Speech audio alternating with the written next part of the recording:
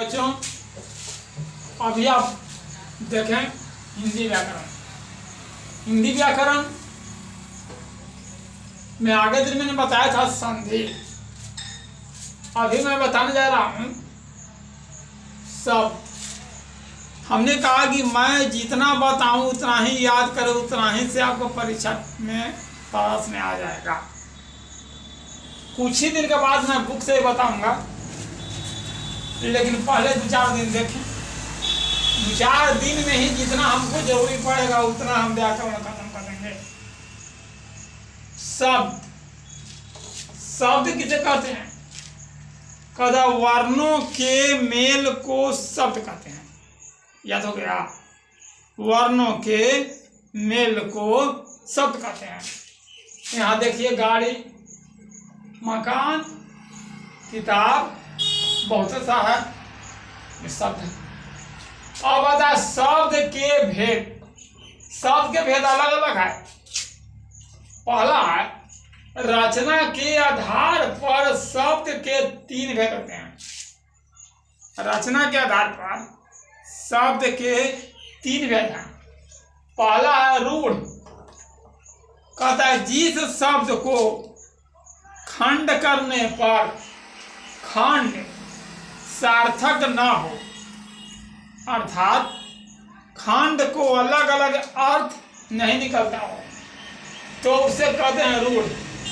जैसे पानी, पा आनी अलग हो गया, न तो पा से अर्थ निकला नहीं तो नी से निकला।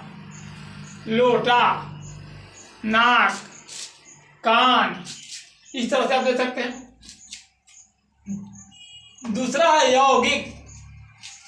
जिस शब्द को खंड करने से प्रत्येक खंड का अलग अलग अर्थ निकले, तब उसे हम यौगिक कहते हैं।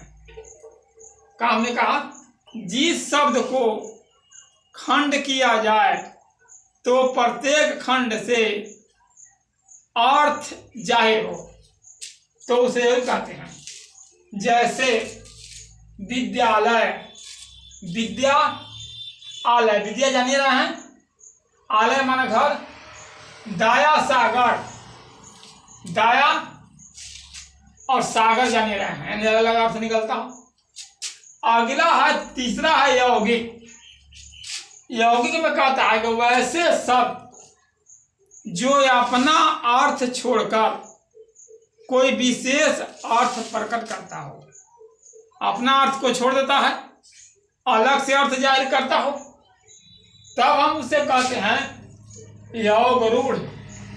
योग रूढ़, योग भी है, रूढ़ भी है। जैसे पंकज, पंकज का हुआ जो कुछ में रहता है, जगह जन्मे पानी में हुआ हो, पानी में रहता ही हो, अर्थात क्या? कमल। यहाँ देखिए लंबोदर, लंबोदर, लंबा जिसका पेट हो, तो लंबोदर ये अपना अर्थ को नहीं स्पष्ट करके लंबोदर का सही अर्थ होता है गणेश, जो देवताओं में सबसे पहले पूजे जाते हैं। चक्र पानी, चक्र माने चक्र, पानी माने हाथ।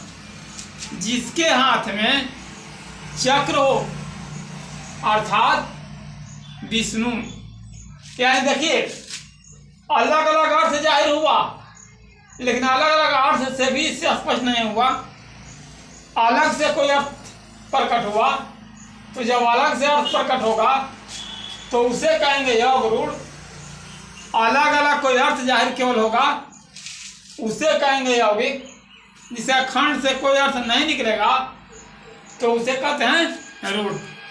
ठीक है, हमको विश्वास है कि आप लोग को याद हो गया होगा, क्योंकि मैं इतना बार बोलता हूँ कि आपको फिर दिखने की जरूरत नहीं पड़ेगा, सुनते सुनते ही याद हो जाएगा।